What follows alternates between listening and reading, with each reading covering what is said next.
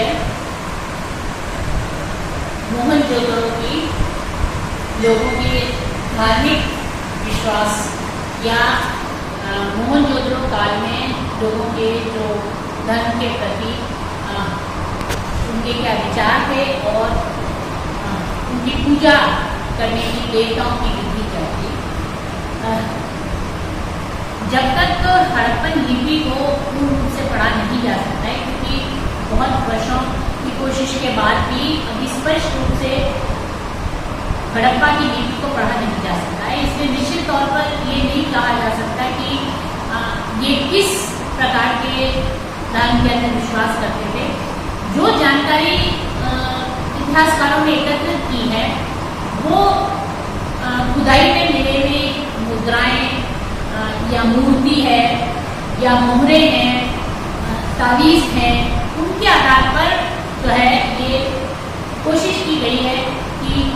ये जानकारी प्राप्त हो कि हड़प्पन लोग जो है वो किस चीज़ में विश्वास करते हैं। जिस दिन इसकी लिपि पढ़ने में आ जाएगी उस दिन जो है वो कई बातें स्पष्ट हो जाएंगी। मूर्तियाँ जो जहाँ तक हम बात करते हैं मूर्तियों की, तो इससे ये अंदाज़ा लगता है कि प्राचीन काल में हड़प्पन लोग जो है बहुदेववादी थे। ये स्वाभाविक है क्योंकि जितनी भी प्राचीन सभ्यताएं हुई हैं, चाहे हम कोई भी सभ्यता ले लें, सुमेरियन ले लें, मेसोपोटामियन ले लें, कोई भी सभ्यता ले लें, उसमें प्राचीन काल में लोगों चूंकि लोग जो है प्रकृति के बारे में जानते नहीं थे और प्रकृति पर उनका नियंत्रण नहीं था, तो जनरली जो देवता बनाकर पूजे जाते थे वो कहीं ना कहीं प्रकृति से संबंधित होते थे। और यही बात जो है हड़प्पन सभ्यता में दिखाई देती है। तो इसका पहला जो महत्वपूर्ण हम इस प्रथम दृष्टया कह सकते हैं कि हड़प्पन जो है मातृ देवी की पूजा करते हैं, क्योंकि बहुत सारी जो है वो उत्खनन में भारी मात्रा में जो है वो खड़ी हुई अर्धनग्न नारी की मूर्तियां मिली और ये माना जाता है कि ये मूर्तियां जो है वो मातृ देवी की रही है, क्योंकि अलग अलग जो है वो इसे बताइए। एक तो मूर्ति जो बनी है इसमें जो है वो जो महिला है वो खड़ी हुई है और उसने जो है वो कमर में पटका बांध रखा है, कानों में उसके कर्णफूल है, हाथों में चूड़ियां वगैरह है, और एक मूर्ति में उसको जो है दो पेड़ों के बीच में खड़ा हुआ बताया गया, दो पेड़ों के टहनियों के बीच में खड़ा बताया गया। तो संभवतः ये वन देवी या वृक्षों की देवी मानी गई होगी उस रूप में, उसको उसकी पूजा की गई है, क्योंकि जितनी भी प्राचीन सभ्यताएं हैं उसमें ज्यादातर में मातृशक्ति की पूजा की जाती। उस समय में मातृ की इसलिए पूजा भी होती थी क्योंकि प्रजनन जो है वो एक ऐसा विषय था जिसके बारे में लोगों को जानकारी नहीं थी, उनके लिए जो है ये बहुत चमत्कारिक प्रक्रिया है। तो उसलिए जो है वो चूंकि वो जीवनदायिनी होती थी, इस कारण से जो है वो मातृशक्ति की ज्यादातर प्राचीन सभ्यताओं में जो है उनकी पूजा की जाती है। और इसी तरह जो है एक मूर्ति में महिला को स्तनपान करते हुए बताया गया है, एक नारी के गर्भ में से एक वृक्ष निकल रहा है, तो ये भी जो है वो एक तरह से जो है प्रकृति की देवी जो है मानकर उसकी पूजा की जाती है। इसको पालक या पोषक के रूप में भी जो है वो देखा जा सकता है। एक जगह जो है वो मूर्ति के सामने एक मूर्ति बनी हुई है एक औरत की, और उसके सामने एक बकरा बंधा हुआ है और उसके सामने एक व्यक्ति खड़ा है जो कि उसमें भाग लेता हुआ प्रतीत होता है। कुछ मूर्तियों के पास जो है वो अग्रभाग पर धूप के निशान है। धूप में मतलब धुआं, जो आजकल हम अगरबत्ती या धूप जलाते हैं उसका धुआं जो है वो उस तरह का काला काला धुआं जो है वो मिला है। और उस मूर्ति के पास दो प्याले जैसी वह मूर्ति के साथ दो प्याले जैसी आकृति की कुछ बने हैं, तो वो माना जाता है कि वो प्याले जो हैं वो दीपक या बत्ती जलाने के काम में लिए गए होंगे। और चूंकि उसमें धुआं भी मिला है काला, तो ये माना जाता है कि वो उसमें जो है वो दीपक जलाया जाता था, उस कारण से वो जो है वो धुएं के निशान उसमें मिले। तो ये स्पष्ट हो गया इससे कि किसी न किसी रूप में मातृशक्ति की पूजा जो है हड़प्पाओं द्वारा की जाती है। मातृशक्ति के साथ साथ जो दूसरा महत्वपूर्ण इनके धार्मिक विचारों में हम कह सकते हैं कि परम पुरुष की भी पूजा की जाती है। जिस तरीके से मातृशक्ति को पूजा जाता था, उस तरीके से उस समय एक परम पुरुष भी होता था, और उसमें ये माना जाता है कि जो उसका स्वरूप था वो प्रारंभिक, बाद में जो ऋग्वेदिक में हम भगवान शिव का रूप देखते हैं, उससे कुछ मिलता जुलता जो है वो इस काल में हमें मिलता है। ये जो मूर्ति है, इसमें एक पुरुष है जो योग की मुद्रा में बैठा हुआ, योग की मुद्रा में बैठा हुआ, उसके तीन जो है वो सर है और उसके 2 सींग है, और उसको अगर दूर से मूर्ति को देखा जाए तो वो त्रिशूल के रूप में जो है वो दिखाई देता है। तो त्रिशूल जो है वो होना, और इस व्यक्ति के जो है एक तरफ गैंडा, एक तरफ भैंसा और हाथी और एक व्याघ्र है, और नीचे एक हिरण बैठा, ये सब जानवर जो है वो उस व्यक्ति, योगी मुद्रा वाले व्यक्ति के आसपास है। तो ये माना जाता है कि ये पशुपतिनाथ का रूप है। पशुपतिनाथ यानी शिव जी के समय, शिव जी को जो है प्राचीन काल में पशुपतिनाथ भी कहा जाता है, तो ये उनका प्रारंभिक रूप भी माना जा सकता है। एक उसमें जो है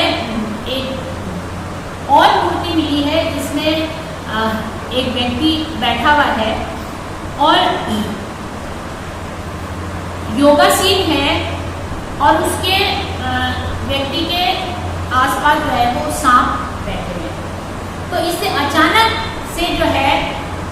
इस मूर्ति को देखते ही कनेक्शन जो है वो भगवान शिव के साथ होता है, क्योंकि हम जानते हैं कि भगवान शिव जो है अपने गले में सर्प धारण किए हुए थे। अब वो प्रचलित कथा की नहीं, वो उन्होंने विष का पान किया था, जो कुछ भी है, लेकिन इस हड़प्पन समय में भी जो है वो उस योग करते हुए व्यक्ति को जो है वो सांप उसके आसपास बैठे। तो इससे ये भी माना जाता है कि ये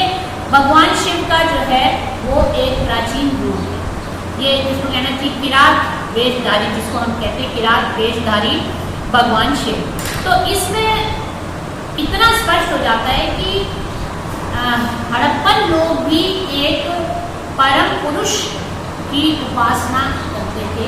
और ये भी संभावना है कि आगे चलकर जो हम देखते हैं कि हिंदू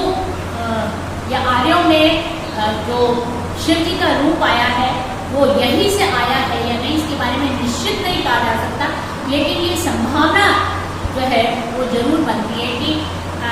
जो बाद के जो भगवान शिव हैं वो उन्हीं का प्रारंभिक रूप जो है ये पशुपतिनाथ यहीं से जो है वो दिखता है। फिर एक और महत्वपूर्ण इसमें है प्रजनन शक्ति की पूजा। प्राचीन काल में प्रजनन प्रक्रिया और इसको जो है वो बहुत ही महत्वपूर्ण और कुछ देवीय माना जाता है। चूंकि मनुष्य जो है बायोलॉजिकली इस प्रक्रिया को समझ नहीं पाता था, तो उसको देवीय जो है वो एक क्रिया मानता था, और उस समय जो है बहुत सारी जो है वो प्रजनन शक्ति के लिंग जो है वो मिले हैं। कई बहुत बड़े हैं, छोटे हैं। ये माना जाता है कि जो बड़े हैं वो सार्वजनिक स्थल पर पूजे जाते हैं, तो जो छोटे हैं वो घरों के अंदर पूजे जाते हैं। और संभवतः जो शिवलिंग आगे चलकर जो शिवलिंग का रूप है वो प्रारंभिक जो है वो यहीं से आया है, लेकिन कुछ इतिहासकारों का मानना है कि ये प्रजनन की बजाय जो है ये कूटने पीसने के लिए ये काम में लिया जाता था, और इसका धर्म से कोई लेना देना नहीं है। एक जो है वो इसमें वृक्ष पूजा का हड़प्पन धर्म में भी बहुत महत्व है, क्योंकि बहुत सारे मुद्राओं पर, मूर्तियों पर, बर्तनों पर पीपल और बबूल की आकृतियां अंकित हैं, और कुछ पर नीम, खजूर और शीशम के वृक्ष भी बनाए गए हैं। तो ये माना जाता है कि वृक्ष पूजा वृक्ष की, वृक्ष पूजा हड़प्पन क्या आज भी हिंदू संस्कृति में पीपल और बट और इनकी वट वृक्ष की पूजा की जाती है। तो उस समय भी क्योंकि वृक्ष जो है वो मनुष्य को बहुत कुछ देते हैं, उसके वृक्षों के होने से ही प्रकृति संभव है, तो उनसे इनको फल मिलती थी, छाया मिलता था, बहुत कुछ लकड़ी मिलती थी। तो इस कारण से जो है ये लोग उसे पवित्र, वृक्षों को पवित्र समझते थे और जो है उनकी पूजा करते थे। और जैसा कि मैंने अभी कुछ देर पहले बताया कि कुछ जो औरतों की मूर्ति मिली है, स्त्री की मूर्ति मिली है, उसमें एक में स्त्री के पेट से वृक्ष निकल रहा है और दूसरी ओर जो है वो उसके दोनों तरफ टहनी, दो टहनियों के बीच में जो है वो स्त्री खड़ी नहीं है। तो ये वन देवी या प्रकृति का प्रतीक जो है वो मानकर उनको पूजा जाता है। तो एक वृक्ष जो है दो तरीके से पूजे जाते हैं, एक तो उसके प्राकृतिक रूप में, जैसे कि तुलसी की पूजा होती है, पीपल की पूजा होती है, बड़ की पूजा होती है। तो इनको तो पेड़ों को अपने प्राकृतिक रूप में पूजा जाता है। एक इनको देवता मानकर, देवता की आकृति में जो है वो इनको पूजा जाता है। तो इस तरीके से जो है वो वृक्ष की पूजा करना जो है एक तरह से हड़प्पन काल में प्रचलित था, जो कि बहुत सारी प्राचीन सभ्यताओं में भी जो है वो वृक्ष की पूजा करना प्रचलित था।